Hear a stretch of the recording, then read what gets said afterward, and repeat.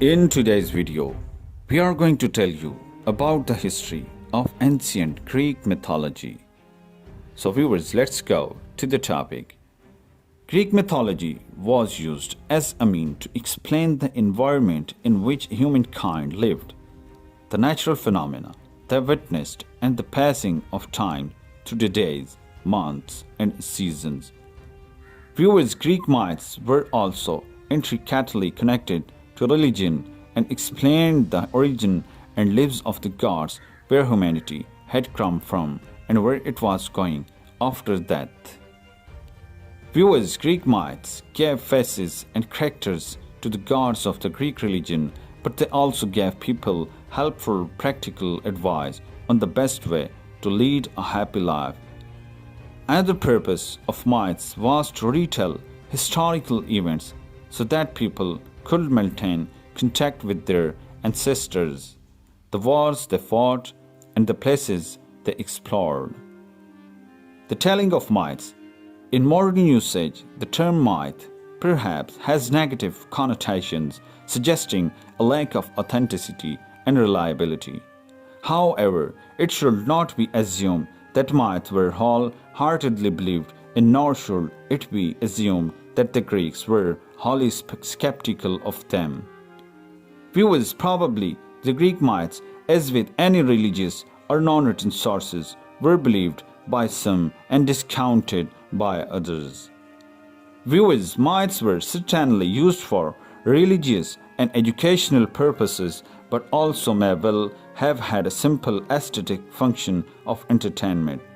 What is certain is that the myths were both familiar and popular with the wide section of Greek society through their common representation in art, whether that be sculpture on public buildings or scenes painted on pottery. Without widespread literacy, the passing on of myths was first done orally, probably by Minoan and Mycenaean bards from the 18th century BCE onwards. Viewers, this of course allows for the possibility that with each retelling of a particular myth, it is embellished and improved upon to increase audience interest or incorporate local events and prejudices. However, this also is a modern interpretation, for it is also possible that the telling of myths followed certain rules of presentation, and a knowledgeable audience may not have willingly accepted ad hoc adaptations to a familiar tale. Over centuries though, and with increasing contact between city-states, it is difficult to imagine that local stories did not become mixed with others to create a myth with several diverse origins.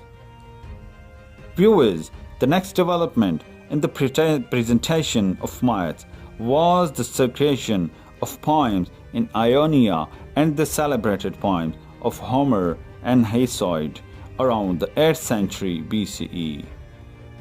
For the first time, mythology was presented in written form.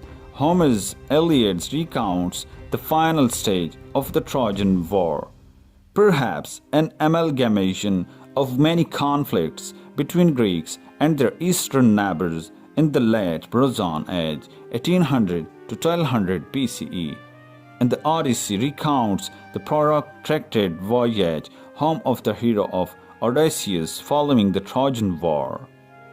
Viewers, Hesiod's Theogony gives a genealogy of the gods, and his works and days describe the creation of man. Not only are gods described, but typically human feelings and failings, but also heroes are created, often with one divine parent and the other immortal, thus providing a link between men and the gods. Viewers, the next principal representation of myths was through pottery from the 18th century BCE onwards. A myriad of mythical scenes decorate ceramics of all shapes and functions and must surely have spread the myths to a wider audience. Viewers, Greek mythology continued to be popular through the centuries, and major public buildings such as the Parthenon at Athens, the temple of Zeus at Olympia and the temple of Apollo at Delphi were decorated with larger-than-life sculpture representing celebrated scenes from mythology. In the 5th century BCE, the myths were presented in the new format of theatre, especially in the works of three tragedians, Aeschylus, Sophocles, and Euripides. Viewers at the same time, from the 6th century BCE, the first documented skepticism and even rejection of the myths began with the pre-Socratic philosophers who searched for a more scientific explanations for phenomena and events. Finally, in the 5th century BCE, the first historians, Herodotus and Thucydides, sought to document as accurately as possible and record for posterity a less subjective view of events, and so the modern subject of history was born. That's it. So viewers, in our upcoming video, we will tell you more about the Greek mythology.